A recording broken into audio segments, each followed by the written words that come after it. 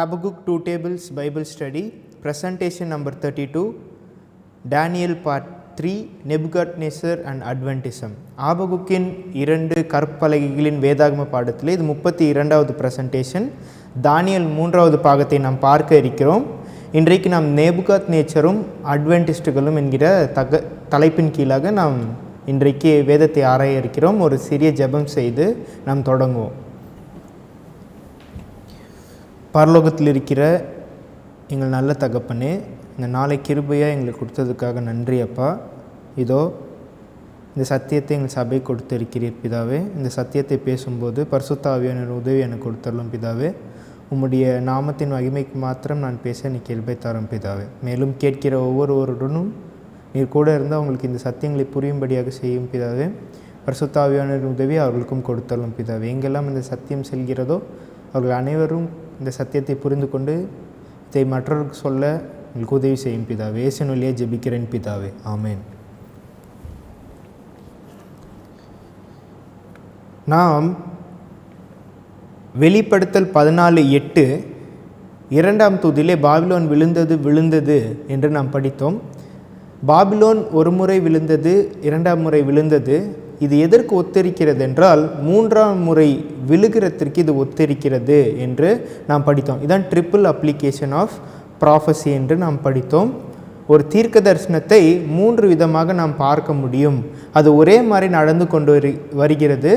தேவன் ஏன் இதை செய்கிறார் என்றால் நாம் அவரை புரிந்து கொள்வதற்காக, இப்படி தான் சம்பவங்கள் நடந்து கொண்டிருக்கிறது என்பதை புரிந்து கொள்வதற்காக தேவன் இப்படி தீர்க்க தரிசனத்திலே வைத்திருக்கிறார் என்று நாம் படித்தோம். முதலாவது நிம்ரோதுடைய காலகட்டத்திலே பாபிலோன் விழுந்தது என்று படித்தோம். நிம்ரோதுடைய காலகட்டத்திலே நிம்ரோத் எப்படி அட்வென்டிஸ்டுகளை குறிக்கிறார் என்று நாம் படித்தோம். மேலும் பெல்ஷாசார் உடைய காலத்தில் பாபிலோன் விழுந்தது. அந்த விழுகையிலும் பெல்ஷாசார் அட்வென்டிஸ்ட் ஜனங்களை குறிக்கிறார். அவர் ரட்சிப்பை இழந்து போகிறார். அதே மாதிரி ஒரு கூட்டத்தார் அட்வென்டிஸ்டில் இருக்கிறாங்க, அவங்க ரட்சிப்பை இழந்து போவார்கள் என்று நாம் படித்தோம். இன்றைக்கு நாம் நேபுகாத்நேச்சரை குறித்து படிக்க போகிறோம். நேபுகாத்நேச்சரும் யாரை குறிக்கிறார் என்றால் அட்வென்டிஸ்ட்டை குறிக்கிறாங்க. ஆனால் எந்த அட்வென்டிஸ்ட்டை குறிக்கிறார் என்றால் ரட்சிக்கப்பட போகிற அட்வென்டிஸ்ட்டை நேபுகாத்நேச்சர் குறிக்கிறார். தீர்க்க தரிசன அடிப்படையிலே அவர் எப்படி ரட்சிக்கப்பட்டார் என்பதை நாம் இன்றைக்கு நாம் ஆராய இருக்கிறோம். வேதத்திலே தானியல் தீர்க்க தரிசன புஸ்தகத்திலே தானியல் அனைத்து அதிகாரத்தையும் எழுதினார். ஆனால் ஒரு அதிகாரத்தை தானியல் எழுதவில்லை.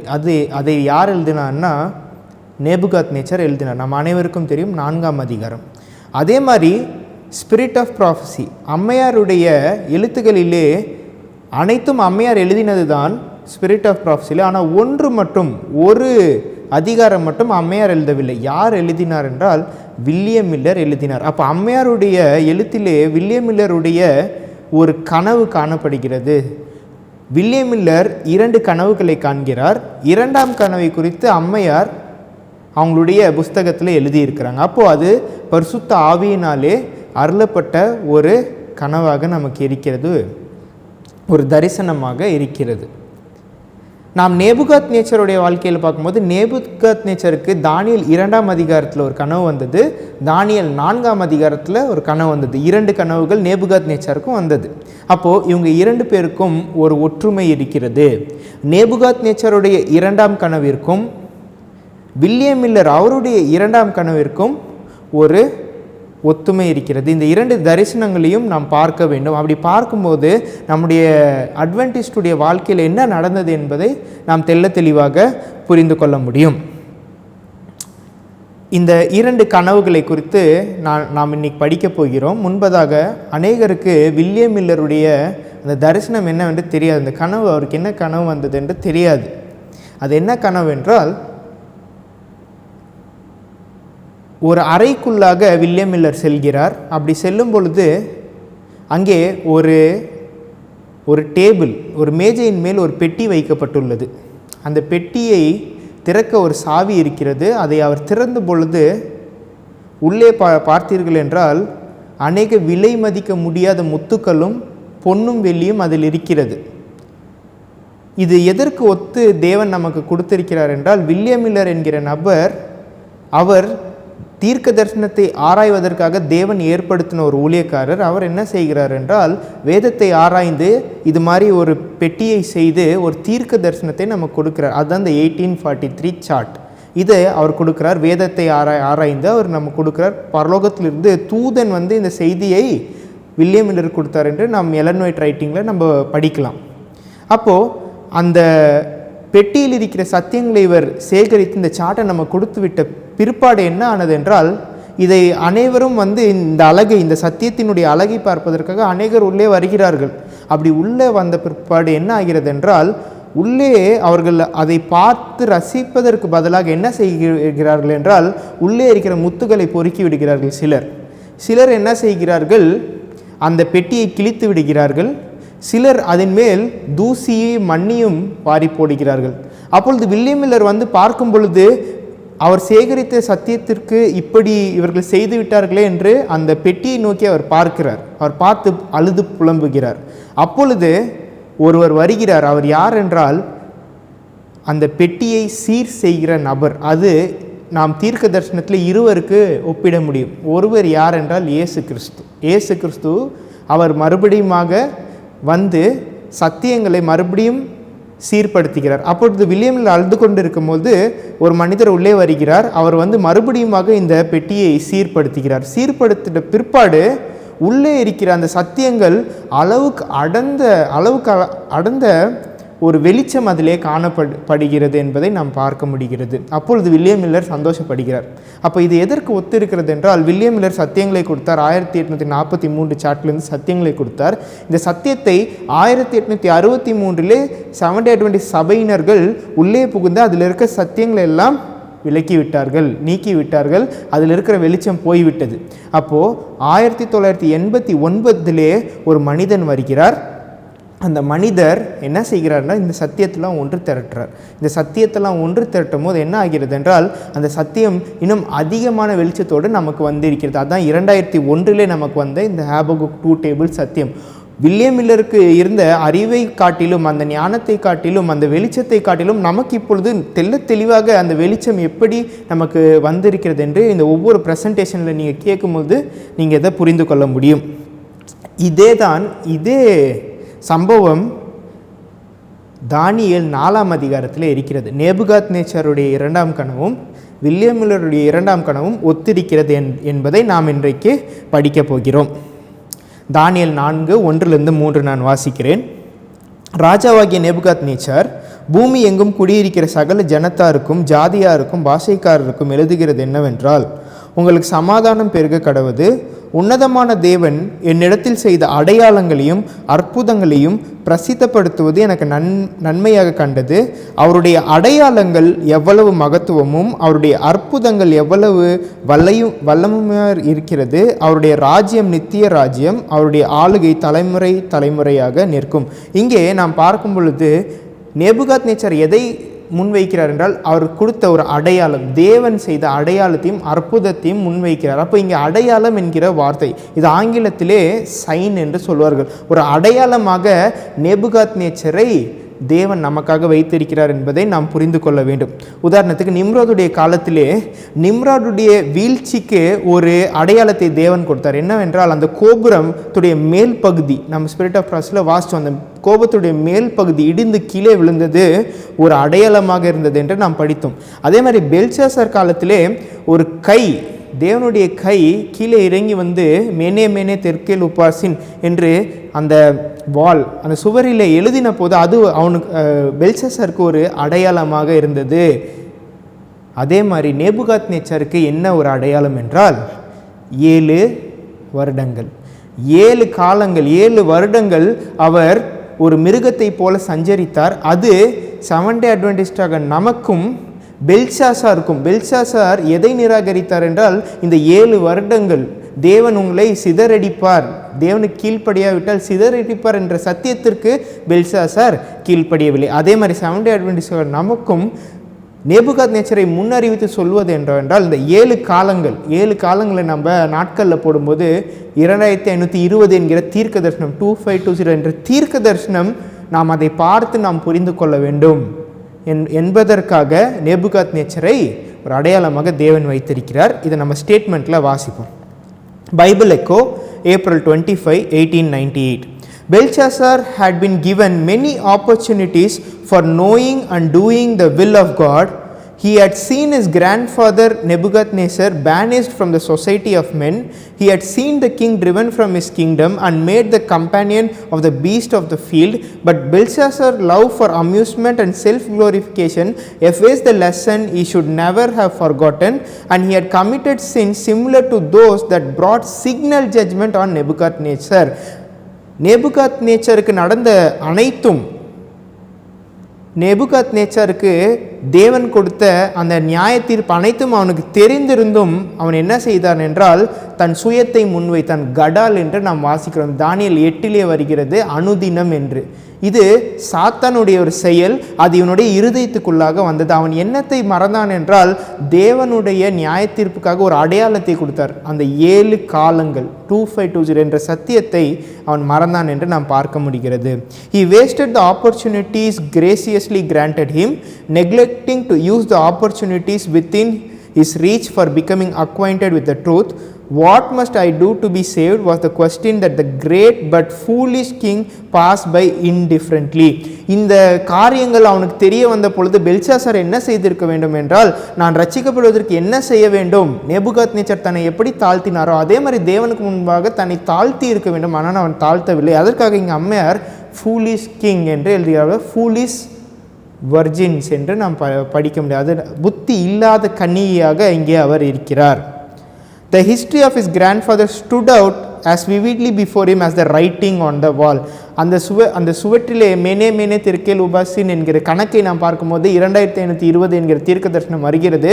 அது இவருக்கு தெல்ல தெளிவாக காட்டப்பட்டது என்று அம்மையார் எழுதுகிறார்கள். இதுதான் யாருக்கு காட்டப்பட்டது என்றால் நேபுகாத்நேச்சருக்கு காட்டப்பட்டது என்று அம்மையார் எழுதுகிறார்கள். அப்போது பெல்ஷாசார் யாரை குறிக்கிறார் என்றால் புத்தி இல்லாத கன்னிகை. அப்போ ஒரு புத்தி உள்ள கன்னிகையும் வர வேண்டும்.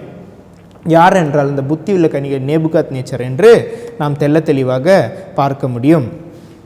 இந்த காலகட்டத்திலே என்ன நடக்கிறது என்றால், சென்ற ப்ரெசன்டேஷனை நம்ம பார்த்த மாதிரி பெல்ஷாசாருக்கு அவருடைய முதலும் அவருடைய முடிவும், அவருடைய தொடக்கமும் அவருடைய முடிவும் எங்கே இருந்தது என்றால் ஒரு பந்தியிலே இருந்தது என்று பார்த்தோம். அப்போ அவருடைய ஆரம்பமும் அவருடைய முடிவும் ஒரு பந்தியில் இருக்கிறது.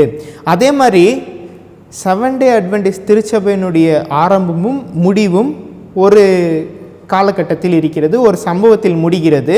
அது என்னவென்று நாம் படிப்போம். நாம் இப்பொழுது நேபுகாத்நேச்சருடைய விழுகையை குறித்து படித்து கொண்டிருக்கிறோம். அப்பொழுது நாம் புரிந்து கொள்ள முடியும் எப்படி அவர் ரட்சிக்கப்பட்டார் என்று.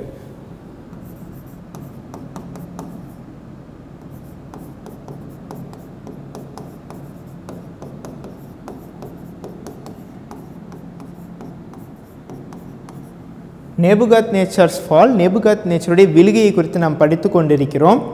நாம் ஒவ்வொரு காலகட்டத்தையும் நாம் பார்த்தோம். நிம்ரோடைய காலகட்டம், பெல்ஷாசாருடைய காலகட்டம்.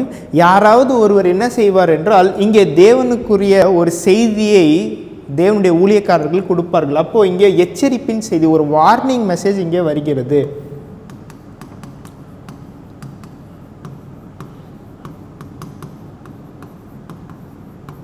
இங்கே ஒரு எச்சரிப்பின் செய்தி வருகிறது. எச்சரிப்பின் செய்தி வந்த பிற்பாடு, அந்த எச்சரிப்பின் செய்தியை கேட்ட பிற்பாடு அவர் அங்கே தேவன் அவர்கள் எப்படி அதை கவனிக்கிறார்களா இல்லையா என்று பார்ப்பதற்காக கீழே வருகிறார். அது இன்வெஸ்டிகேட்டிவ் ஜட்ஜ்மெண்ட், நுட்ப நியாய விசாரணை. அவர் கீழே இறங்கி வந்து நிம்ரோதுடைய காலத்திலும் பார்த்தார், பெல்ஷாசார் காலத்திலும் பார்த்தார். அதே மாதிரி நேபுகாத்நேச்சருடைய காலத்திலும் பார்க்கிறார். அப்போ இங்கே பரலோகத்திலிருந்து யாராவது கீழே இறங்கி வர வேண்டும். அப்படி கீழே இறங்கி வந்த பிற்பாடு இங்கே நாம் ஒவ்வொரு காலகட்டத்திலும் பார்த்தோம், இங்கே விசுவாச துரோகம் நடக்க வேண்டும். அதுதான் ஆங்கிலத்திலே ஃபாலிங் அவே. இந்த விசுவாச துரோகம் நடந்துவிட்ட பிற்பாடு என்ன ஆகுது? நியாய தீர்ப்பு. இங்கே எக்ஸிக்யூட்டிவ் ஜட்ஜ்மெண்ட். தேவன் நியாய தீர்ப்பு செலுத்துகிறார். எப்படி செலுத்துகிறார் என்றால் இங்கே பாவ மனுஷன் வெளிப்படுவான். அந்த பாவ மனுஷனுக்குள்ளேயே தேவன் அதை ஒரு அடையாளமாக, அந்த பாவ மனுஷன் வெளிப்படுவது நியாய தீர்ப்புக்கு ஒரு அடையாளமாக இங்கே வைத்திருக்கிறார்.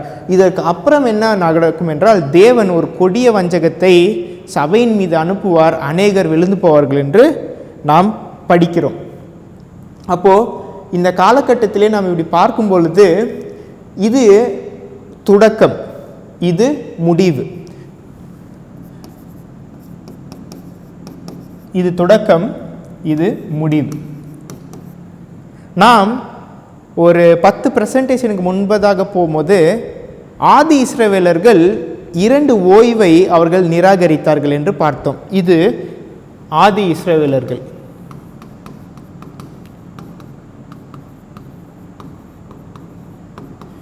ஆதி இஸ்ரவேலர்கள் என்னத்தை நிராகரித்தார்கள் என்று நாம் படித்தோம் என்றால், முதலாவது என்னாகமம் 14:34. என்னாகமம் 14:34 நாம் தெள்ள தெளிவாக பார்த்தோம். அவர்கள் ஒரு ஓய்வை நிராகரித்தார்கள். அந்த ஓய்வு என்ன ஓய்வு என்றால், நாம் நினைக்கிற மாதிரி ஓய்வு நாள் கிடையாது. அவர்கள் கிருபையின் ஓய்வு,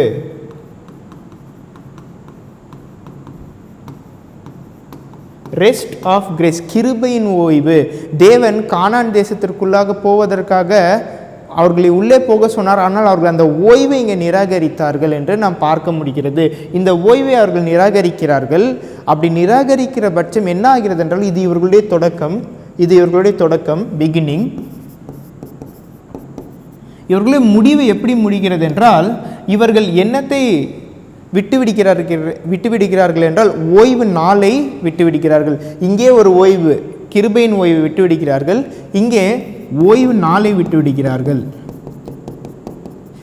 இந்த ஓய்வு நாள் எங்கே இருக்கிறது என்றால், எசேக்கியல் 4:6. இதுதான் ஒரு நாள் என்பது ஒரு வருடம் என்கிற பிரின்சிபல், இயர் டே பிரின்சிபல். இங்கே என்னாகமம் 14:34, எசேக்கியல் 4:6. இங்கே இவர்கள் ஆரம்பத்தில் எப்படி விழுந்தார்களோ அதே மாதிரி முடிவில் விழுகிறார்கள். அப்போது இது ஆதி இஸ்ரவேலர்கள். இப்போ மாடர்ன் இஸ்ரேலைட், நம்ம நவீன இஸ்ரவேலர்களாகிய நாம் எப்படி விழுகிறோம் என்றால்,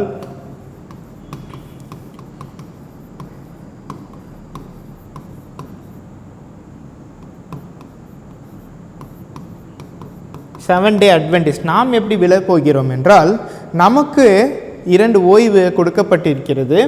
ஒன்று எரேமியா 6:14 நாம் இப்போ படிக்க இருக்கிறோம். அதில் சொல்லப்பட்ட ஓய்வை நாம் இப்பொழுது நிராகரித்து கொண்டிருக்கிறோம். அந்த ஓய்வு என்ன ஓய்வுனா 2520 என்கிற ஓய்வு. நாம் கணக்கு போட்டோம்.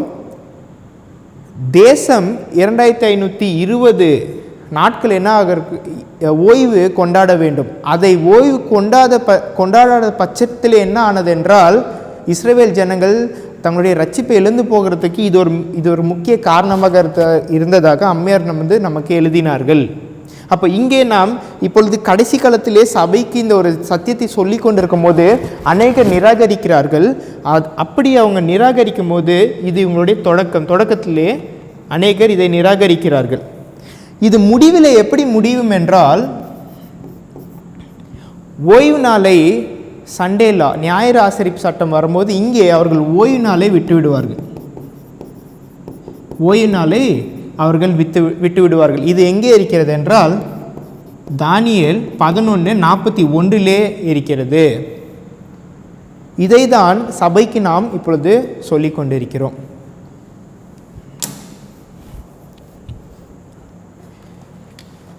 இப்பொழுது ஒரு அடையாளமாக இந்த 2520 தேவன் சபைக்கு கொடுத்திருக்கிறார் என்று பார்த்தோம். எப்பொழுதுமே சபையில் இருள் இருக்கும் பொழுது அக்கிரமத்தின் ரகசியம் கிரியை செய்து வருகிறது என்று நாம் படித்தோம். நாம் எப்பொழுது இந்த தானியேல் புஸ்தகத்தை படிக்க ஆரம்பித்தோமோ அப்பொழுது இருந்து நாம் 2 தெசலோனிக்கேயரை அடிப்படையாக வைத்து தான் நாம் படித்து கொண்டிருக்கிறோம். முதலாவது அக்கிரமத்தின் ரகசியம் கிரியை செய்ய வேண்டும், அது முடிவடைய வேண்டும். அது எப்பொழுது முடிவடையும் என்றால், விசுவாசம் துரோகம் நடக்கும்போது அக்கிரமத்தின் ரகசியம் நிறைவடையும்.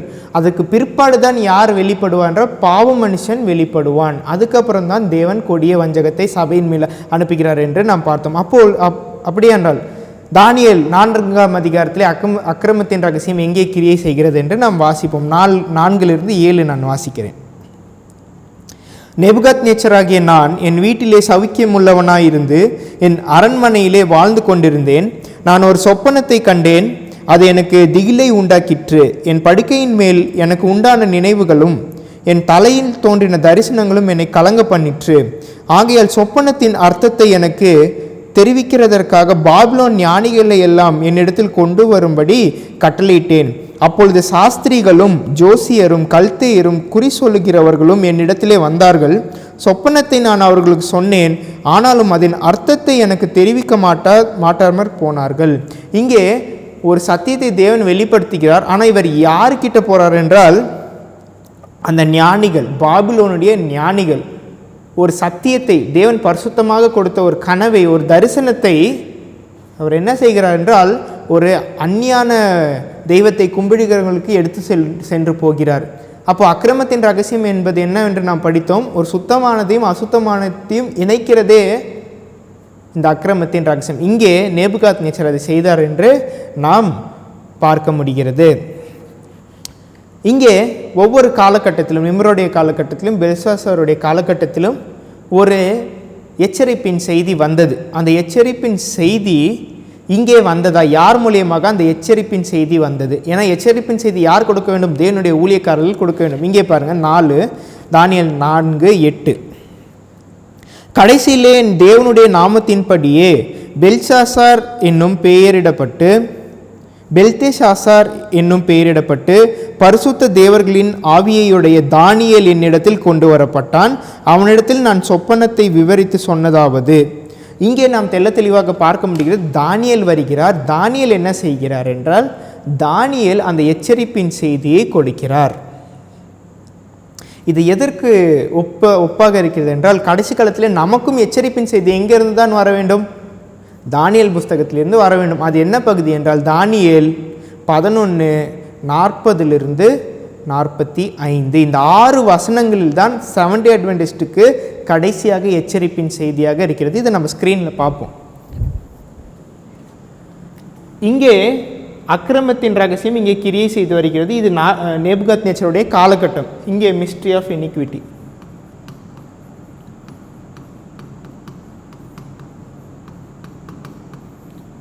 அக்கிரமத்தின் ரகசியம் இங்கே கிரியை செய்து வருகிறது. அப்பொழுது ஒரு எச்சரிப்பின் செய்தி தேவனுடைய ஊழியக்காரர் கொடுப்பாங்க. அப்போது நிம்ரோதுடைய காலகட்டத்தில் யார் கொடுத்தார் என்றால் சேம் கொடுத்தார். பெல்சாசாருடைய காலகட்டத்திலே நேபுகாத்நேச்சருடைய கதையை யார் கொடுத்தார்? தானியேல் கொடுத்தார். இங்கே நேபுகாத்நேச்சருக்கு யார் எச்சரிப்பின் செய்தியை கொடுக்கிறார்? தேவனுடைய எச்சரிப்பின் செய்தி யார் கொடுக்கிறார் என்றால் தானியேல் கொடுக்கிறார். நாம் கடைசி காலத்தில் வாழ்ந்து கொண்டிருக்கிறோம். நமக்கு என்ன எச்சரிப்பின் செய்தி என்றால், தானியேல் 11:40 45. இதுதான் நமக்கு இருக்கிற எச்சரிப்பின் செய்தி என்று நாம் பார்க்க முடிகிறது.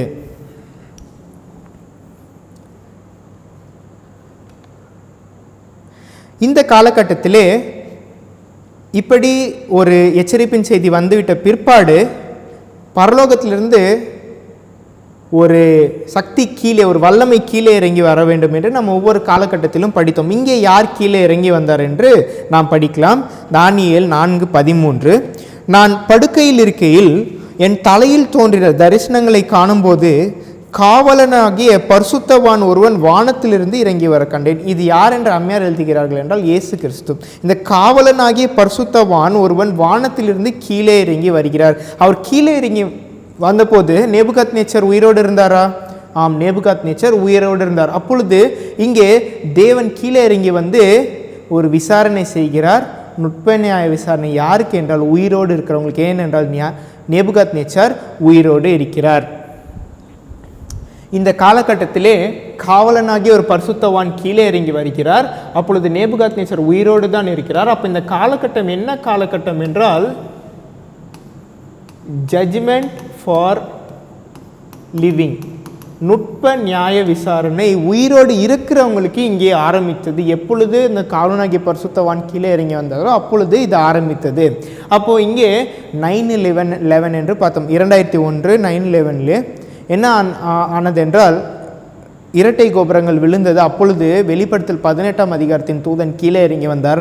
அப்பொழுது உலகத்தில் உயிரோடு வாழ்கிற பரிசுத்தவான்களுக்கு நுட்ப நியாய விசாரணை தொடங்கிவிட்டது என்பது இதில் தெள்ள தெளிவாக நமக்கு நாம் பார்க்க முடிகிறது.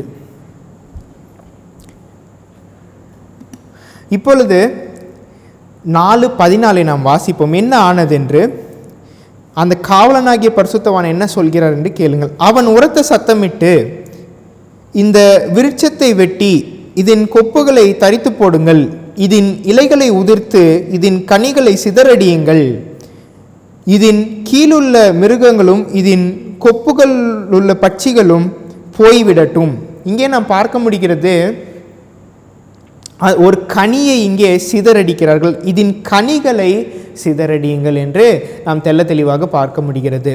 இந்த கனியை சிதறடிக்கிறது என்றால் என்னவென்றால், அந்த கனி எதற்கு தேவன் அங்கே கொடுத்தார் என்றால், நேபுகாத்நேச்சருடைய ராஜ்யத்திற்கு கீழுள்ள இருக்கிற அனைவருக்கும் புசிக்கும்படியாக அந்த பாபிலோன், மகா பெரிய பாபிலோன், அதில் இருக்கிற அந்த கனி உதவிற்று. அது மிகவும் பணம் படைத்த ஒரு ராஜ்யமாக இருந்தது. அதே மாதிரி வில்லியம் மில்லருடைய கனவிலும் வில்லியம் மில்லர் கொடுத்த அந்த கனி, இந்த 1843 சார்ட், இந்த கனி எதற்கு ஒப்பிடுகிறார்கள் என்றால், இந்த கனி செவன்த்-டே அட்வென்டிஸ்ட் சபைக்கு மொத்த சபைக்குமே இது ஒரு பெரிய வெளிச்சமாக, அவர்களுக்கு திருப்தியாக ஆவிக்குரிய ஆகாரத்தை உண்பதற்காக தேவன் கொடுத்த ஒரு கனியை இங்கே அந்த காலோனகை பரிசுத்தவான் கீழே எடுத்து போட சொல்கிறார். அதே மாதிரி இங்கேயும் வில்லியம் மில்லருடைய கனவிலும் அது எடுத்து போடப்படுகிறது, இந்த சார்ட் எடுத்து போகப்படுகிறது என்பதை நாம் பார்க்க முடிகிறது. அப்போ எப்பொழுது இந்த கனி சிதறடிக்கப்பட்டது என்றால் 1863. அப்பொழுது என்ன ஆனது என்றால்,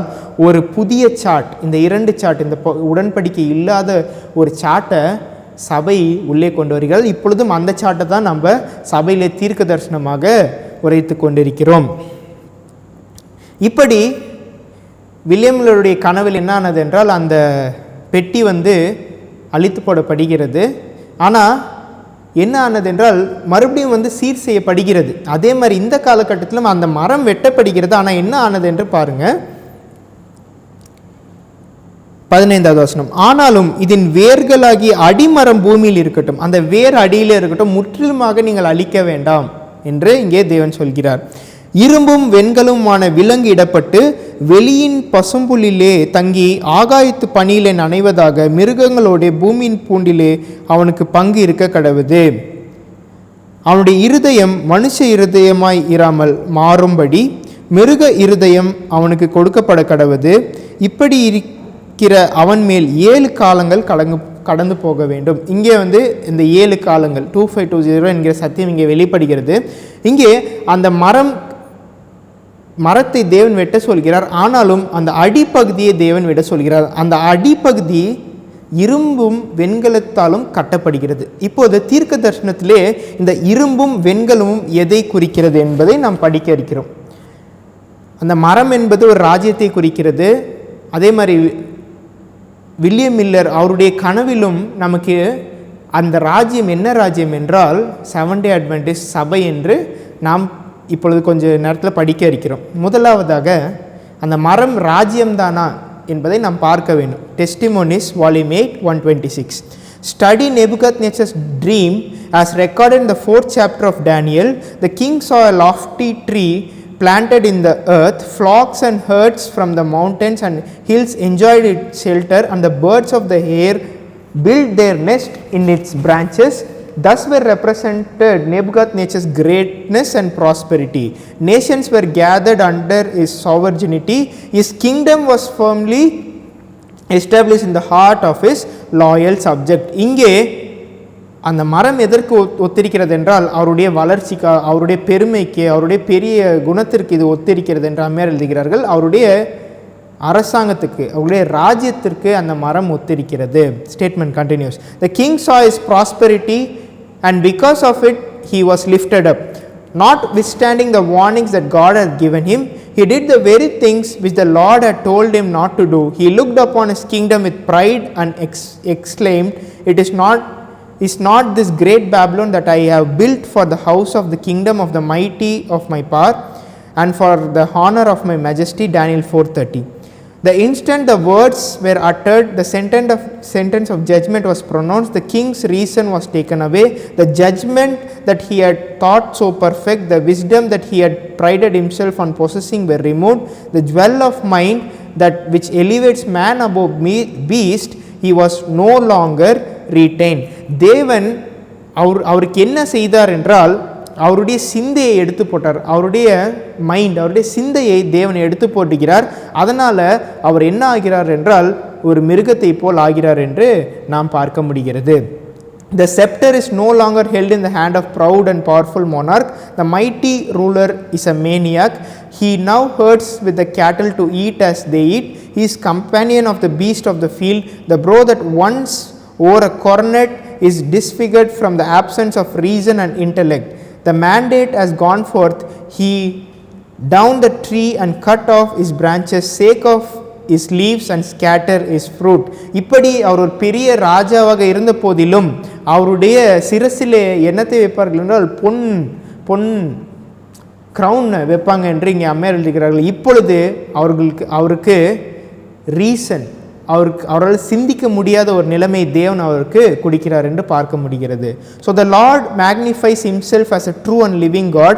Well might David exclaim, I have seen the wicked in great power and spreading himself like a green bay tree. Yet he passed away and lo, he was not. Yea, I sought him but he could not be found. Let men become lifted up in pride and the Lord will not sustain them, keep them from falling.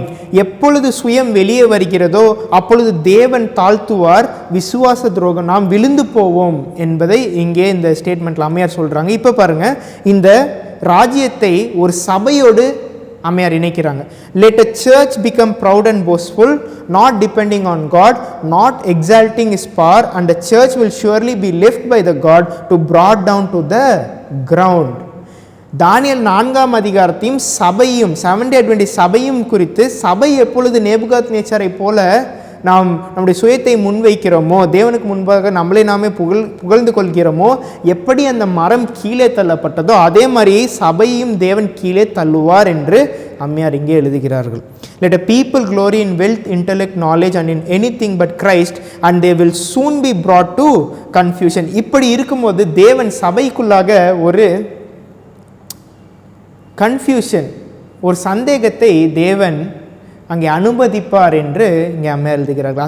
அந்த சந்தேகம் என்னவென்றால், இந்த 2 chart, இந்த 2 உடன்படிக்கைகளும் நிராகரித்துவிட்டு ஒரு confusion, ஒரு குழப்பத்திலே இன்னொரு சார்ட்டை சபை போட்டது என்று நாம் பார்க்க முடிகிறது. ஒரு மரம் என்றால் இப்பொழுது ஒரு ராஜ்யம், அது சபை என்று நாம் பார்த்தோம். வெண்கலம், இரும்பு, இது என்னவென்று நாம் படிப்போம். Testimonies volume 2 661. The Lord made a covenant with Israel that if they would obey his commandments he would give them the rain in due season, the land should yield their increase and the trees of the field should yield their fruit. He promised that their threshing should reach unto the vintage and the vintage unto the sowing time, and that they should eat their bread to full and dwell in their land safely.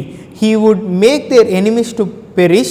He would not abhor them but would walk with them and would be their God and they should be his people.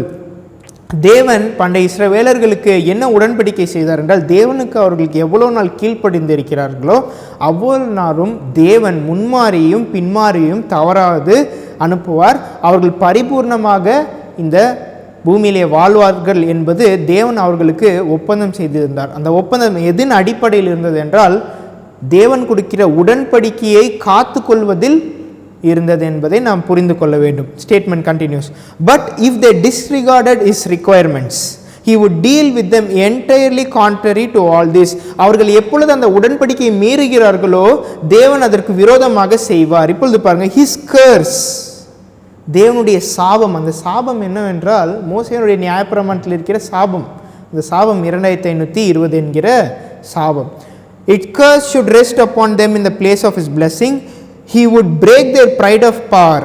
இங்கே பாருங்க, he would break the pride of power. இது எங்கே இருந்து அம்மையார் எடுக்கிறார்கள் என்றால், லேவியராகமம் 26. லேவியராகமம் 26லே இந்த வசனம் இருக்கிறது. அப்போ லேவியராகமம் 26 தான் 7 காலங்கள் இருக்கிறது. 7 தவணையாக தேவன் உங்களை தண்டிப்பார் என்கிற சாபம் இருக்கிறது. அந்த சாபத்தை அம்மையார் இங்கே சொல்கிறார்கள். 2580 என்கிற தீர்க்க தரிசனத்தை இங்கே நாம் பார்க்க முடிகிறது. And would make the heavens over them as iron and earth as brass, your strength shall be spent in vain, for your land shall not yield her increase, neither shall the trees of the land yield their fruits. And if you walk contrary unto me, then will I also walk contrary unto you. சபைக்கு ஏன் இன்னும் பின்மாறி வரவில்லை? தேவன் ஆவிக்குரிய ரீதியாக நாம் பார்க்கும்போது இந்த வெண்கலமும் இரும்பும் தேவன் பின்மாறி ஊற்றப்படக்கூடாத படிக்கு இது அடைத்து கொண்டிருக்கிறது. 1863 ஒரு சார்ட் நாம் பார்த்தோம். தவறான ஒரு கண்ணோட்டத்திலே தீர்க்க தரிசனத்தை நாம் வாசித்து கொண்டிருக்கிற பட்சத்திலே தேவன் நமக்கு பின்மாரியை ஊற்ற முடியாத ஒரு நிலை இங்கே ஏற்படுகிறது என்பதை நாம் பார்க்க முடிகிறது. இது ஒரு கண்ணோட்டத்திலே நாம் இந்த தீர்க்க தரிசனத்தை படிக்க வேண்டும். இன்னொரு கண்ணோட்டம், இந்த இரும்பு வெண்கலம் என்றால் என்ன? Acts of the Apostles 3:6-3. It was when the heavens were as brass over Paul that he trusted most fully in God. More than most men, he knew the meaning of affliction. நேபுகாத்நேச்சருக்கு தேவன் கொடுத்த தண்டனை தான் அந்த வெண்கலம் என்று இங்கே இருக்கிறது.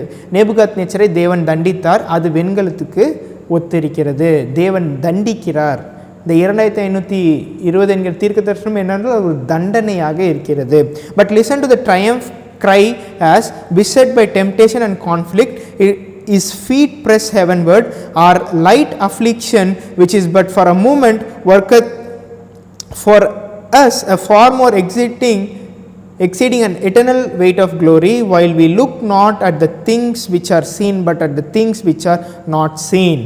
இங்கே நாம் பார்க்கும்போது தெல்ல தெளிவாக 2 கொரிந்தியர் 4:17-18 இந்த ஒரு தண்டனை தேவன் சிட்சிக்கிறார் என்பதை இங்கே நாம் புரிந்து கொள்ள வேண்டும். இது எதற்கு ஒத்திருக்கிறது? 2520க்கு ஒத்திருக்கிறது. Prophets and Kings 1:39. Ahab knew that it was by the word of God that the heavens had become as brass, yet he sought to cast upon the prophet the blame for the heavy judgments resting upon the land. வெண்கலத்திற்கு இன்னொரு பொருள் என்னவென்றால் நியாய தீர்ப்பு. தேவன் நியாய தீர்ப்பை யார் மீது செலுத்தினார் என்றால் நேபுகாத்நேச்சர் மீது நியாய தீர்ப்பை செலுத்தினார். எக்ஸிக்யூட் பண்ண ஜட்ஜ்மெண்ட் எப்படி எக்ஸிக்யூட் பண்ணார்? 2520 நீ எனக்கு கீழ்ப்படித்த என்றால் உன்னை நான் சேகரிப்பேன், கீழ்ப்படியவில்லை என்றால் சிதறடிப்பேன். அந்த சிதறடிப்பதற்கு 7 காலங்கள் தீர்க்க தரிசனத்திலே இந்த 7 என்கிற நம்பர் தேவன் வைத்திருக்கிறார். தான் 2520 என்கிற தீர்க்க தரிசனம். இதை ஒருவருமே நிராகரிக்க முடியாது. Testimonies Volume 4 172. God had said that his people should be saved, that the yoke he would lay upon them should be light. If they submitted uncomplainingly to his plan, their servitude was represented as a yoke of wood which was easily borne, but resistance would be met with corresponding severity represented by the yoke of iron. Severity, இரும்பு என்பது செவரிட்டிக்கு என்று ஒரு ஆங்கில வார்த்தை. அது எது? அடிமைத்தனத்திற்குள்ளாக தேவன் யாரை விட்டார் என்றால் இஸ்ரேலை விட்டார். அதே மாதிரி நேபுகாத்நேச்சரையும் அடிமைத்தனத்துக்குள்ளாக விட்டார் என்று அந்த 7 காலங்கள் ஒரு அடிமையாக அவர் இருந்தார் என்று நாம் பார்க்க முடிகிறது. இந்த காலகட்டத்திலே அந்த 7 காலங்கள் என்பது ஒரு அடிமைத்தனம் என்பதை நாம் புரிந்து கொள்ள, வேதம் முழுவதுமாக இது இருக்கிறது என்பதை நாம் புரிந்து கொள்ள வேண்டும். 29வது வசனம் பார்ப்போம். இந்த காலகட்டத்தில் தேவன் அவருக்கு என்ன கொடுக்கிறார் என்று பாருங்கள். இது இப்போ நுட்ப நியாய விசாரணை போயிட்டு இருக்கு. அப்பொழுது என்ன நடக்கிறது என்று 29வது வசனம் பாருங்க. 12 மாதம் சென்ற பின்பு ராஜா பாபிலோன் ராஜ்யத்தின் அரண்மனையின் மேல் உலாவிக் கொண்டிருக்கும் பொழுது, 12 மாதம் தேவன் கிருபையின் காலம், ப்ரொபேஷனரி டைம், கிருபையின் காலம் நமக்கு கொடுத்திருக்கிறார் என்று நாம் பார்க்க முடியுது. இதை நம்ம ஸ்க்ரீனில் பார்ப்போம்.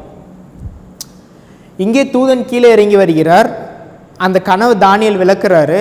விளக்கிவிட்ட பிற்பாடு 12 மாதம் என்ன ஆகிறது என்றால் தேவன்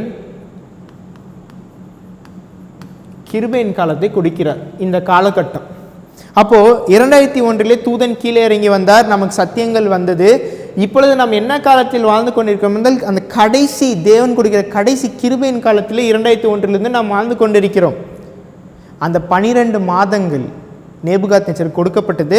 அந்த 12 மாதங்களுடைய இறுதியில் என்ன ஆனது என்றால் இங்கே எக்ஸிக்யூட்டிவ் ஜட்ஜ்மெண்ட். அவருக்கு அந்த 2520 நாட்கள் தேவன் சிதறடித்தார் என்று பார்க்க முடிகிறது. தேவன் இப்பொழுது கிருபையின் காலத்தை நமக்கு கொடுத்திருக்கிறார். 2001 தேவன் கிருபையின் காலத்தை கொடுத்து கொண்டிருக்கிறார் என்று நாம் புரிந்து கொள்ள வேண்டும்.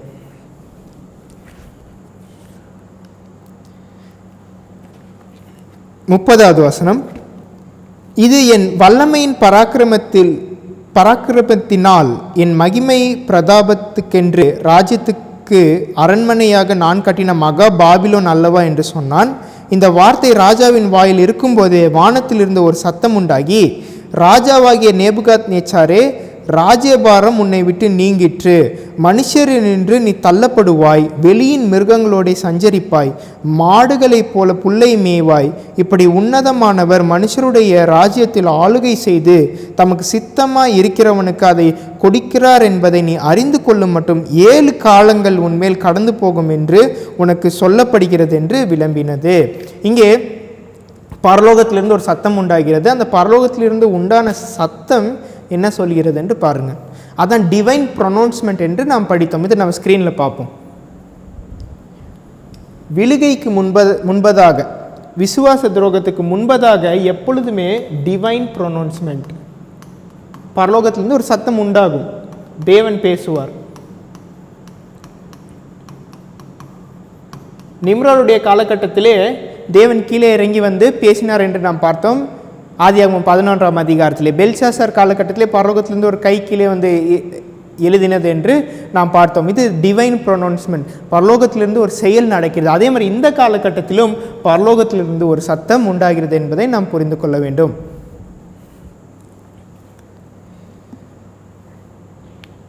இந்த காலகட்டத்திலே இப்படி சத்தம் உருவாகிறது. அதுக்கப்புறம் தேவன் எக்ஸிக்யூட்டிவ் ஜட்ஜ்மெண்ட் என்று நாம் படித்தோம். அந்த எக்ஸிக்யூட்டிவ் ஜட்ஜ்மெண்ட் எப்படி நடந்தது என்று ஒவ்வொரு செய்தியிலும் நாம் கேட்டோம்.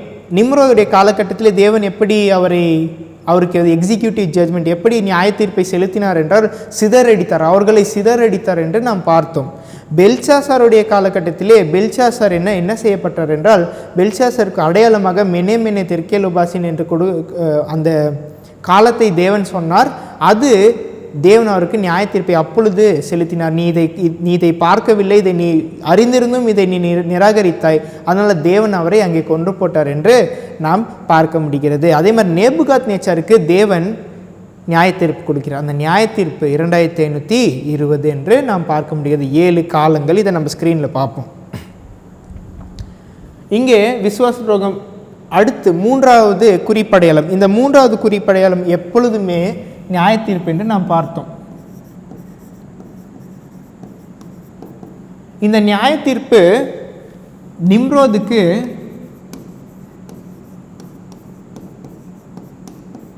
சிதறடித்தல், ஸ்கேட்டர், சிதறடிக்கிறார். தேவன் சிதறடிக்கிறார்.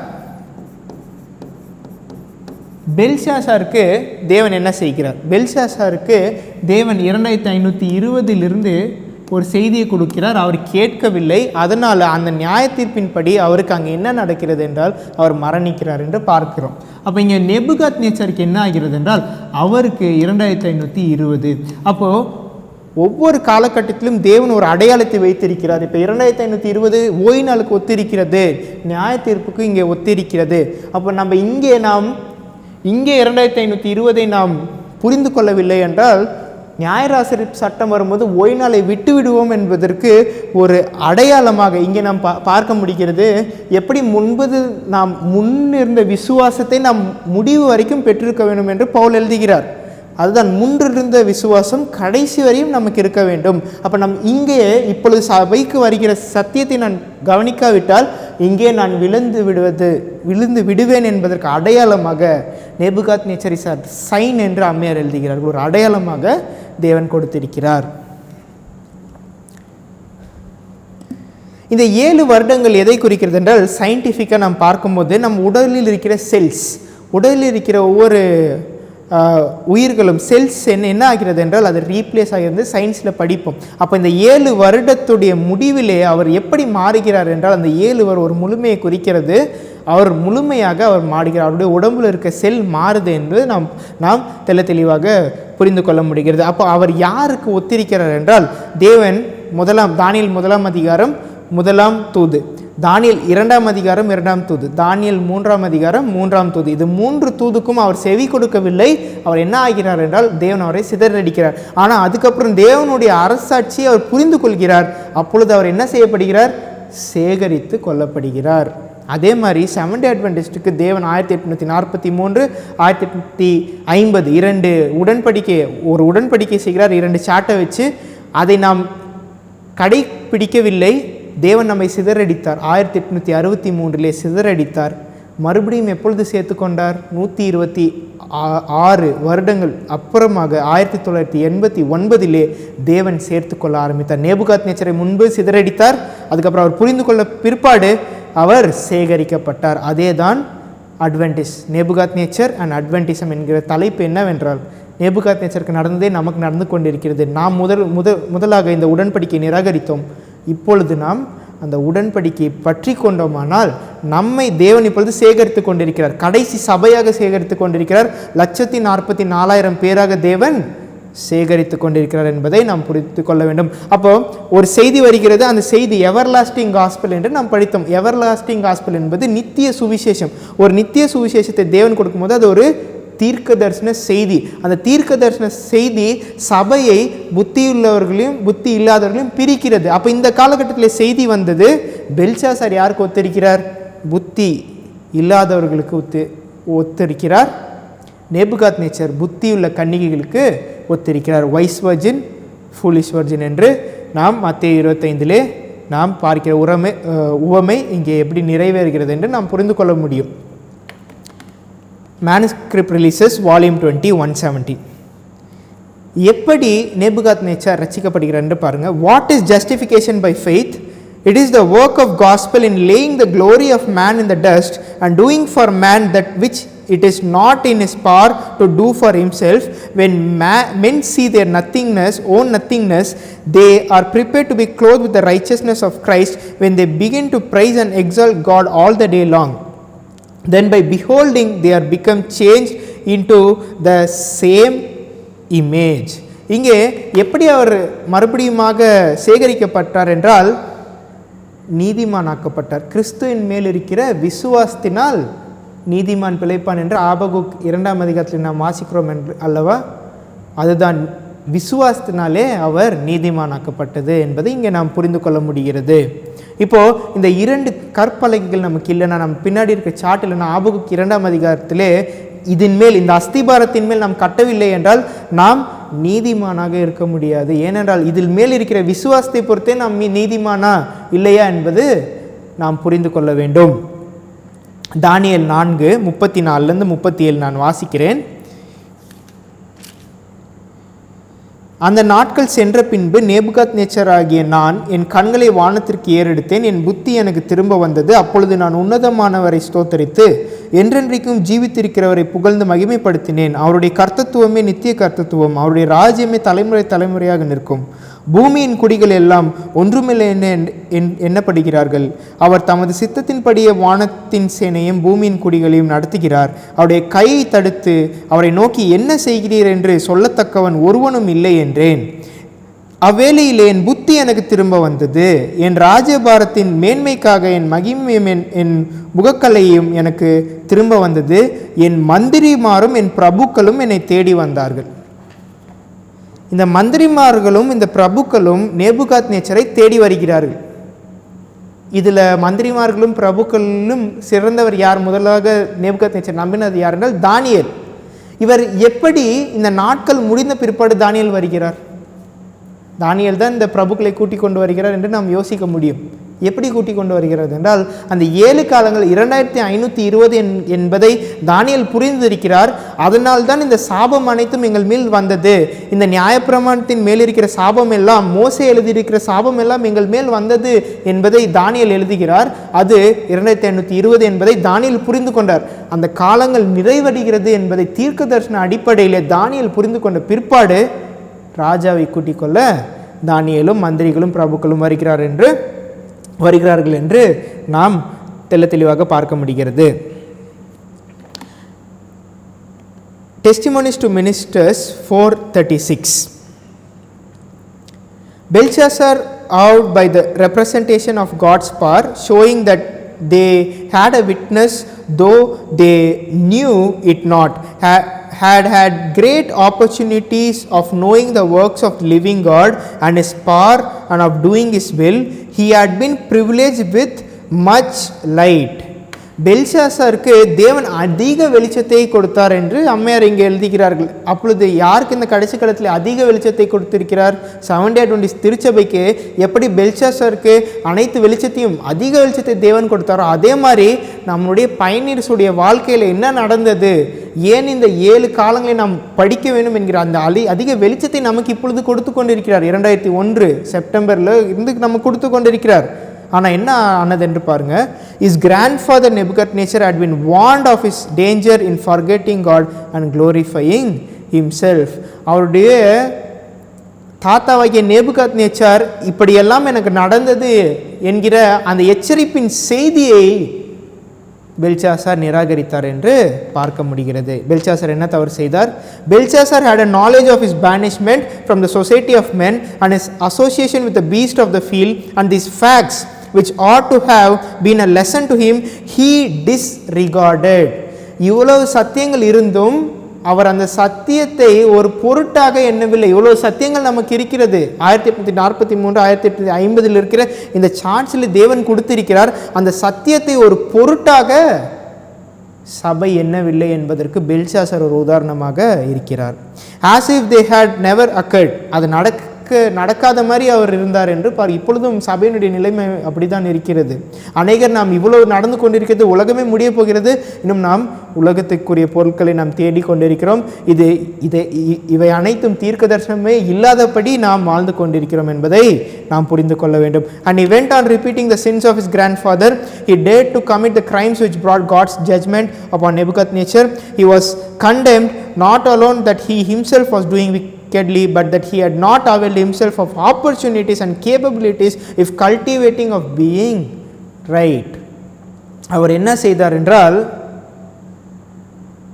தேவனுடைய நியாய தீர்ப்புகளை அறிந்திருந்தோம், நேபுகாத்நேச்சர் கொடுத்த நியாய தீர்ப்புகளை அறிந்திருந்தோம், மனப்பூர்வமாக அவர் உள்ளே இறங்கினார் என்று பார்க்க முடிகிறது. தேவனுக்கு அவர் துணிந்து இறங்குகிறார் என்று நாம் இங்கே பார்க்க முடிகிறது. அவர் கொடுக்கப்பட்ட ஒவ்வொரு ஆப்பர்ச்சுனிட்டிஸ், இந்த சத்தியத்தை எடுத்துக்கொண்ட பொழுது இதை கேட்கக்கூடிய ஒவ்வொரு ஆப்பர்ச்சுனிட்டிஸும் அவர்கள் நிராகரித்தார்கள். அவர் நிராகரித்தார், அதே மாதிரி சபையும் நிராகரித்து கொண்டிருக்கிறது என்பதை நாம் புரிந்து கொள்ள வேண்டும். அப்போது 2520 கீழ்ப்படிந்தவர் ஒருத்தர் நேபுகாத்நேச்சர். 2520 இந்த தீர்க்க தரிசனத்துக்கு கீழ்ப்படியாதவர் Belshazzar.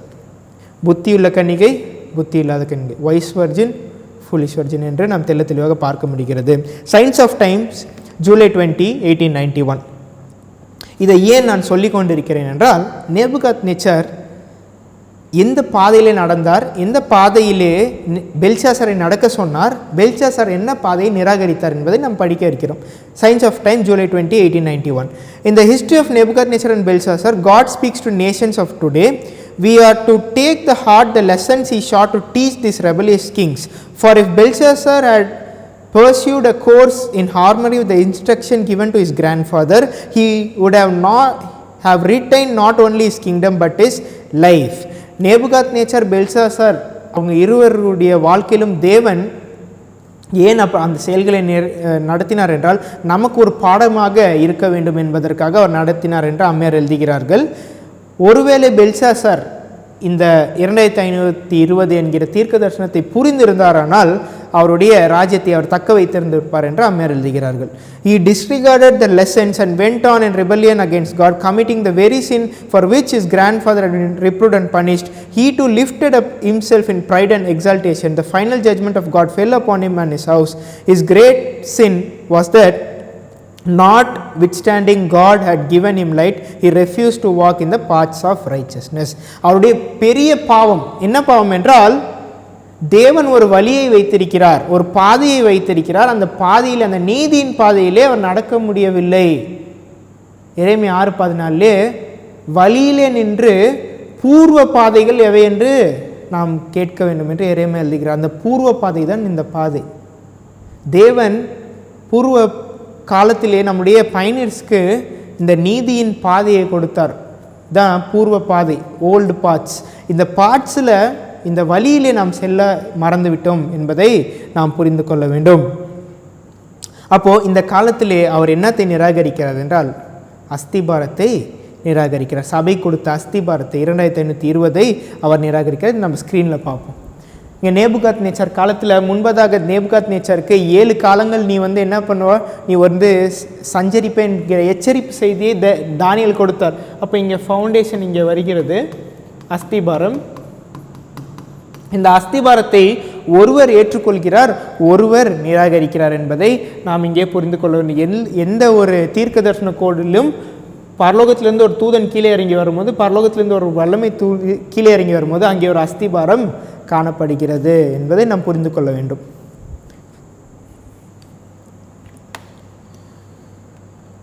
Testimonies volume 8 296. The enemy is seeking to divert the minds of the brethren and sisters from the work of preparing a people to stand in these last days. His sophistries are designed to lead minds away from the perils and duties of the hour. They estimate as nothing the light that Christ came from heaven to give John for his people. They teach that the scenes just before us are not of sufficient importance to receive special attention. They make of no effect the truth of heavenly origin and rob the people of God of their past experience, giving them instead a false signs. இங்கே சாத்தான் ஒரு வேலையை செய்து கொண்டிருக்கிறான். அந்த வேலை என்ன செய்கிறார்கள், கடைசி காலத்திலே ஜனங்கள் தேவனுக்கு உண்மையாக நிற்கக்கூடாதபடிக்கு ஒரு வேலை செய்திருக்கிறான். அது என்ன வேலை? அக்கிரமத்தின் ரகசியம். அந்த அக்கிரமத்தின் ரகசியம் என்பது ஒரு பரிசுத்தமானதையும் பரிசுத்த அல்லாதையும் இணைப்பது. அப்போ நம்முடைய காலகட்டத்திலே ஒரு அக்கிரமத்தின் ரகசியத்தை நடத்திவிட்டான். என்னது? Education system. உலக கல்வியையும் மதத்தையும் தேவன் நம்ம கொடுத்த சத்தியத்தையும் கலந்து விட்டான். அதனால் நாம் வேதம் இதை தான் சொல்லுகிறது என்பதை தெளிவாக நாம் புரிந்து கொள்ள முடியவில்லை. அதனால் தான் வேதமும் ஸ்பிரிட் ஆஃப் ப்ராஃபஸி இது இரண்டும் இருந்தால் போதும் என்று இருக்கிற ஒரு நபர் தான் ரட்சிக்கப்படுவார் என்று நீங்களும் நானும் அறிந்து கொள்ள வேண்டும்.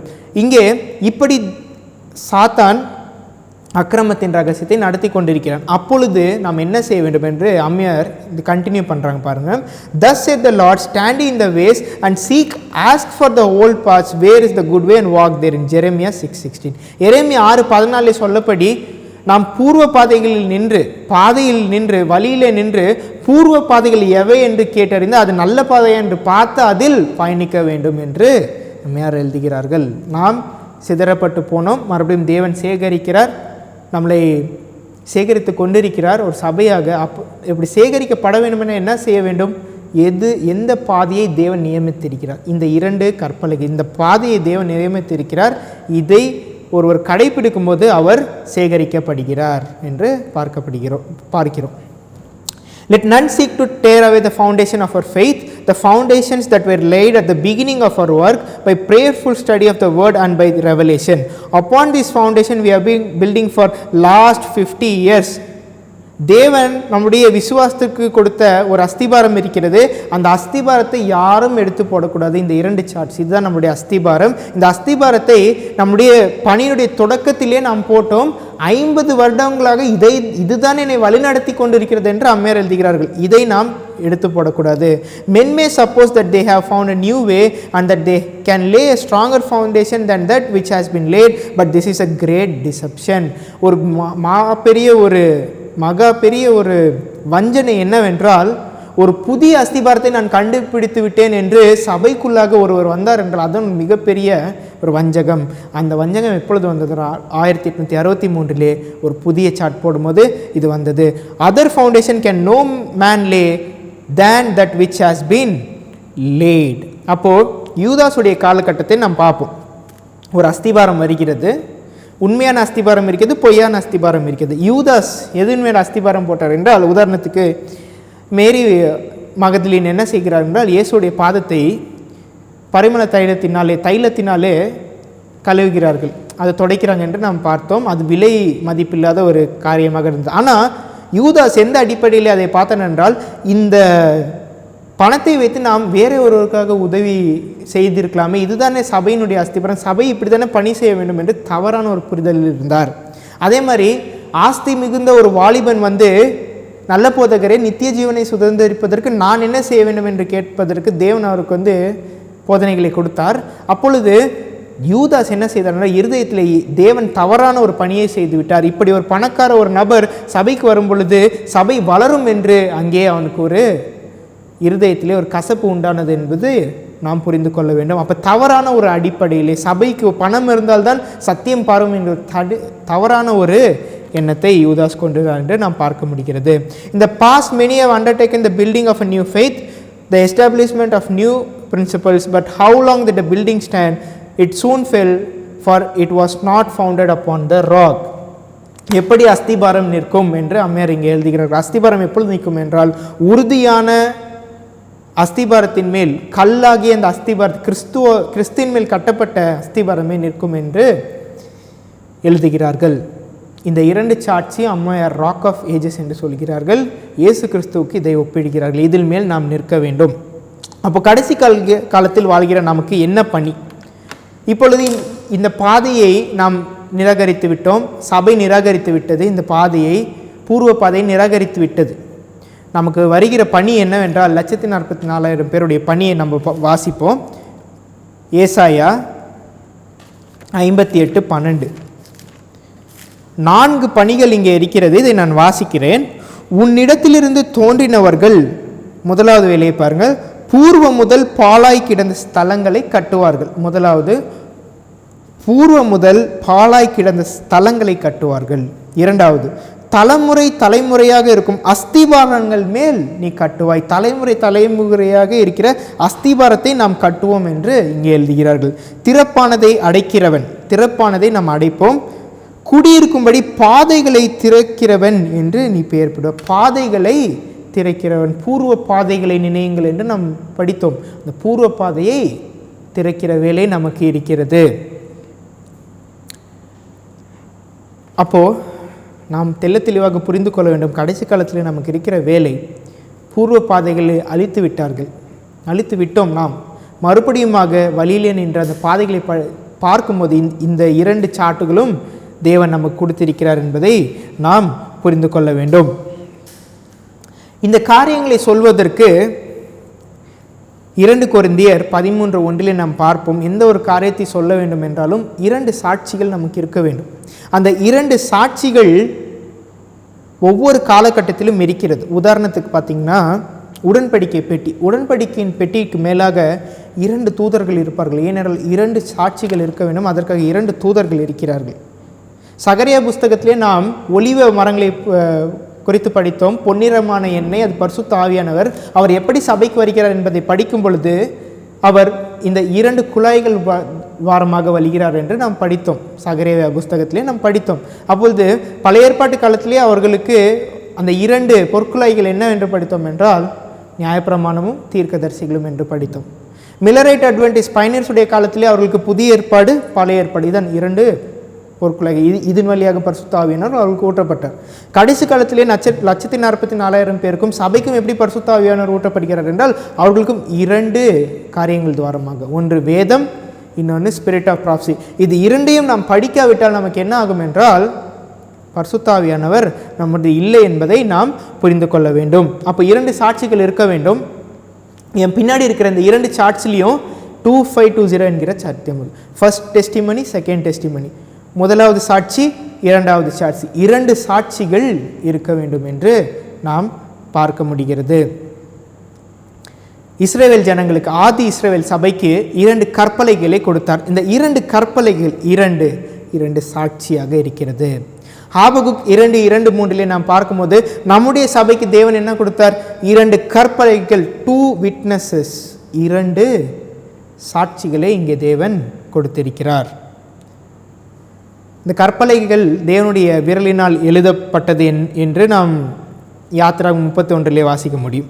அதே மாதிரி அம்மையார் நமக்கு எழுதுகிறார்கள், இந்த சார்ட்ஸ் யார் கொடுத்தாங்க? தேவனுடைய சொந்த விரலினாலே எழுதப்பட்டது என்று அம்மையார் நமக்கு சொல்லுகிறார்கள். அப்போ நம்மளுடைய காலகட்டத்திலும் இந்த 2520 என்கிற தீர்க்க தரிசனம் 2 சாட்சிகள் இருக்க வேண்டும். இந்த சாட்லையும் இருக்குது, இந்த சாட்சிலையும் இருக்குது. 2 சாட்சிகளை தேவன் கொடுத்திருக்கிறார்.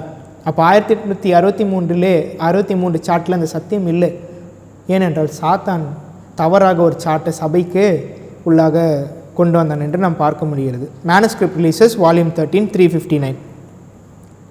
I saw the charts 1843 1850 சார்ட்ஸை குறித்து பேசுகிறாங்க. சார்ட்ஸ்னால் ப்ளூரல், பன்மையை குறித்து பேசுகிறாங்க. Ordered by God, struck the mind favorably even without explanation. There is something light, lovely and heavenly in the presentation of angels on the charts. The mind is almost imperceptibly led to God and heaven. But the other charts that have been gotten up disgust the mind and cause the mind to dwell more on the earth than heaven. மற்ற charts, இந்த 1843 50 சார்ட்ஸை நம்ம பார்க்கும்போது அது நம்மளை பரலோகத்துக்கு நடத்துகிறது. ஆனால் வேறு எந்த ஒரு சார்ட் வந்தாலும் அதை நம்ம அப்படி நம்மளை நடத்தலை, நம்மளுடைய சிந்தையை அது பாலாக்குகிறது என்று அம்மையார் எழுதுகிறார்கள். 1863 சார்ட் தேவனுக்கு விரோதமாக நம்மளை நடத்துகிறது என்பதை நாம் புரிந்து கொள்ள வேண்டும். இப்பொழுது நாம் என்னத்தை கற்றுக்கொள்ள வேண்டும் என்றால், பாபிலோன் விழுந்தது. அந்த பாபிலோன் விழுகைக்கு எது காரணமாக இருந்தது என்றால் அக்கிரமத்தின் ரகசியம். ஒரு அக்கிரமத்தின் ரகசியம் ஏற்கனவே கிரியை செய்கிறது. அந்த அக்கிரமத்தின் ரகசியம் எப்பொழுது முடிவடைகிறதோ அப்பொழுது என்ன ஆகும் என்றால் விசுவாச துரோகம் நடக்கும். இதை நம்ம ஸ்க்ரீனில் பார்ப்போம். அக்கிரமத்தின் ரகசியம் இங்கே கிரியை செய்து வருகிறது. அது முழுமை அடையும் பொழுது விசுவாச துரோகம் நடக்கும். அப்போ இங்கே இருந்து சாத்தான் பணி செய்து வருகிறான். அப்பொழுது இது கொஞ்சம் கொஞ்சமாக காலத்திலே நடந்து கொண்டிருக்கிறது. இது கொஞ்சம் கொஞ்சமாக போய் எங்கே நிறைவடையும் என்றால் இங்கே நிறைவடையும். இங்கே நிறைவடைந்த பிற்பாடு இங்கே விசுவாச துரோகம், வீழ்ச்சி நடக்கும். முன்பதாக விழுகை நடக்க வேண்டும். அப்பொழுது பாவ மனுஷன் 3வது குறிப்படையாளத்திலே வெளியே வருகிறார் என்று நாம் பார்க்க முடிகிறது. இங்கே என்ன ஆகிறது என்றால் நாம் இப்பொழுது பார்த்தோம், விழுகை நடக்கிறது, அக்கிரமத்தின் ரகசியம் முழுமை பெறுகிறது, முழுவதுமாக இங்கே நடக்கிறது என்பதை நாம் பார்க்க முடிகிறது. ஒவ்வொரு காலகட்டத்திலும் அப்படிதான். நிம்ரோடைய காலகட்டத்திலே ஒரு செய்தியை கொடுக்கும்போது ஆரம்பித்தது. ஆனால் எப்பொழுது அவர்கள் இங்கே தேவனுக்கு விரோதமாக அந்த ஐடலேட்ரி, விக்கிரக ஆராதனை செய்ய ஆரம்பித்தார்களோ, தேவனுக்கு விரோதமாக இருந்தார்களோ, இங்கே அவர்களுடைய இது நிறைவேறினது. அதே மாதிரி பெல்ஷாசார் எப்பொழுது இங்கே கடைசியிலே அவர் தேவனுடைய பரிசுத்தமான அந்த பாத்திரத்திலே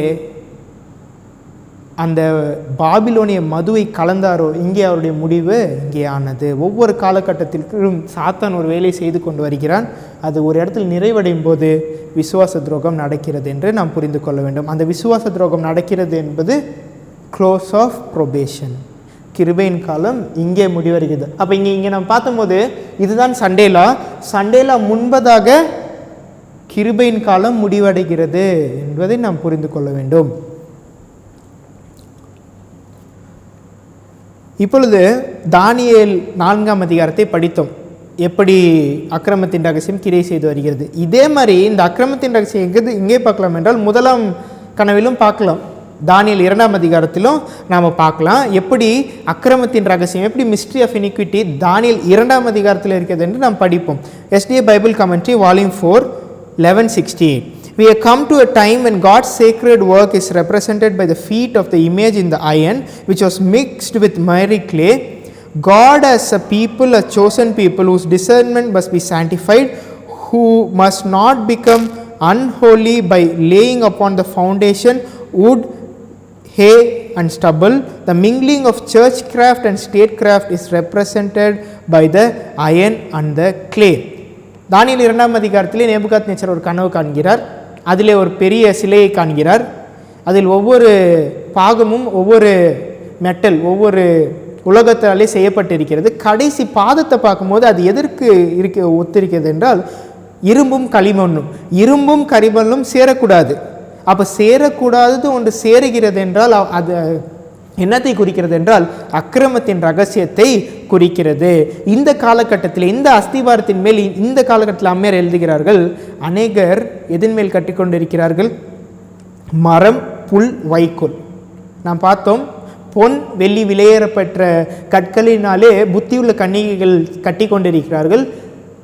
அவங்க எதன் மேலே கட்டுகிறார்கள்? என் பின்னாடி இருக்கிற சார்ட்ஸ் மேலே கட்டுகிறார்கள் என்று பார்த்தோம். புத்தி உள்ள கனிகள். புத்தி இல்லாதவர்கள் மரம், புல், வைக்கோல் ஆகிய இவைகள் மேல் கட்டுகிறார்கள். 1 கொரிந்தியர் 3ஆம் அதிகாரத்திலே நாம் பார்க்க முடியும், பவுல் எழுதுகிறார். அப்போ 2 பேர்களும் இதை கட்டி கொண்டிருக்கிறார்கள்.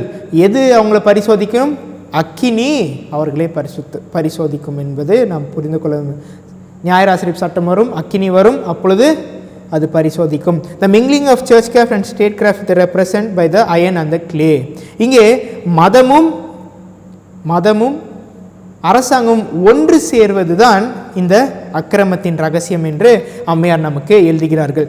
நாம் தெளிவாக புரிந்து கொள்ள வேண்டும். மிருகத்தின் சொரூபம் என்பது வேறு, மிருகத்தின் முத்திரை என்பது வேறு.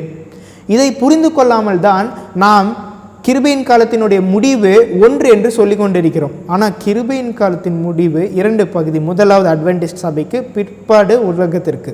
அப்போது இந்த மிருகத்தின் சொரூபம் முன்பதாக செய்யப்படும், அதற்கு பின்பதாக மிருகத்தின் முத்திரை வரும் என்பதை நாம் படிப்போம். இப்பொழுது மிருகத்தின் சொரூபம் என்றால் என்ன என்று பாருங்கள். Great Controversy 445. The image of the beast represents that form apostate Protestantism which will be developed when the Protestant churches shall seek the aid of civil power for the enforcement of the dogmas. The mark of the beast still remains to be defined. முதலாவதாக இந்த Protestant சபையினர்கள், அமெரிக்காவில் இருக்கிற Protestant சபையினர்கள் அரசியல் ரீதியான அந்த authority, அந்த சக்தியை, அந்த வல்லமையை பெற நினைப்பார்கள். இப்படி சபையும் இந்த அரசியலும் ஒன்றாக சேரும் பொழுது, மதமும் இந்த அரசும் ஒன்றாக சேரும் பொழுது மிருகத்தின் சொரூபம் உண்டாகிறது. அதுக்கு அப்புறம் தான் நமக்கு என்ன வருகிறது? நியாயராசிரிப்பு சட்டம் வருகிறது என்பதை நாம் புரிந்து கொள்ள வேண்டும். அதுக்கப்புறம் என்ன ஆகிறது என்றால் நியாய ஆசிரிப்பு சட்டம், மார்க் ஆஃப் த பீஸ்ட் என்று சொல்லுவோம், மிருகத்தின் முத்திரை. இப்போது நாம் படித்தது மிருகத்தின் சொரூபம், மிருகத்தின் முத்திரை பாருங்கள். Great Controversy 442. The speaking of the nation is the action of his legislative and judicial authorities. வெளிப்படுத்தல் 13:11 போவோம்.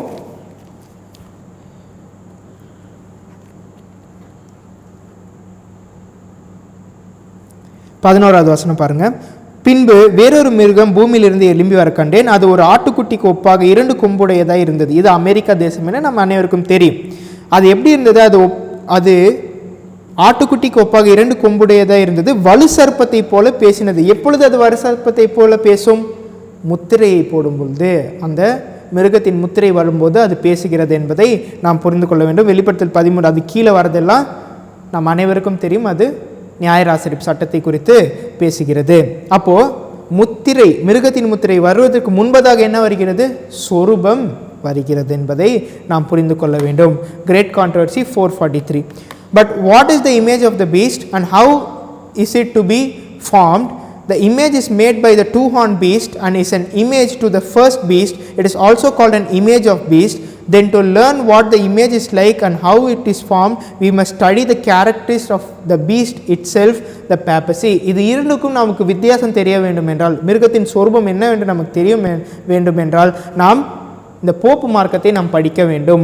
When the early church became corrupted by departing from the simplicity of the gospel and accepting heathen rites and customs, she lost the spirit and power of God, and in order to control the conscience of the people, she sought to support the secular power, and that result was the papacy, a church that controlled by the power of state and employed it the further of her own ends, especially for the punishment of heresy.